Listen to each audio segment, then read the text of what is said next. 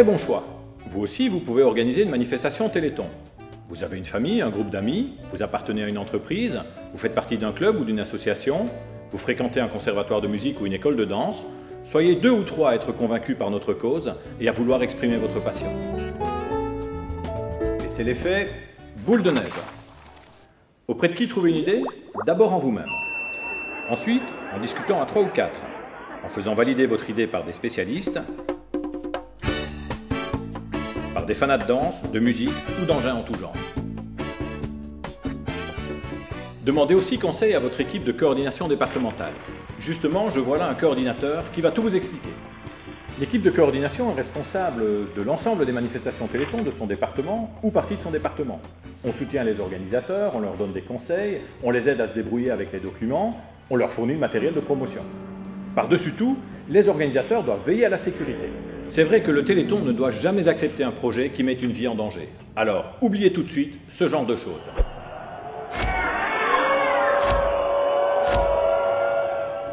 Une manifestation est simplement une fête destinée à recueillir des fonds et à témoigner que l'on est solidaire des malades, des familles et des chercheurs. Tiens, vous qui êtes organisateur de manifestations, quelles sont les clés pour réussir? Eh bien, en premier lieu, il faut, le plus tôt possible, se faire accréditer auprès du coordinateur ou d'un équipier. Ensuite, contrat d'assurance, contrat d'engagement, carte d'accréditation. Ne vous laissez pas impressionner. Tout cet arsenal va vous sécuriser et vous aider à réussir votre manifestation. Et surtout, déléguez certaines tâches à votre équipe ou à vos amis.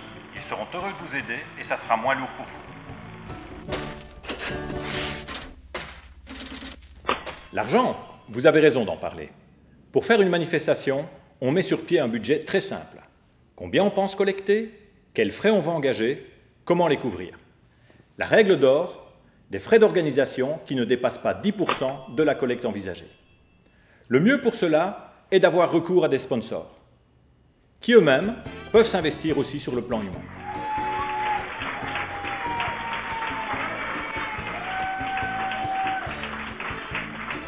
Une bonne manifestation, ça veut dire aussi un public nombreux et enthousiaste. Il faut donc la faire connaître. On commence par le bouche à oreille, bien sûr. Mais on va plus loin. On vous fournit des affiches, des banderoles, des tracts, des ballons et des badges. Et puis la presse et parfois la télé s'en mêle. Et voilà, la manifestation est finie. Il ne nous reste plus qu'à faire la remontée des fonds. On dépose des espèces sur les comptes de l'AFM à la Poste et on remet à la coordination l'ensemble des chèques et des justificatifs de dépôt d'espèces que la Poste nous a donnés. La réussite de la collecte, c'est aussi la rapidité de la remontée des fonds. D'ailleurs, si vous voulez en savoir plus à ce sujet, c'est possible. Bon, moi, je vous laisse, je vais déposer mes espèces à la Poste.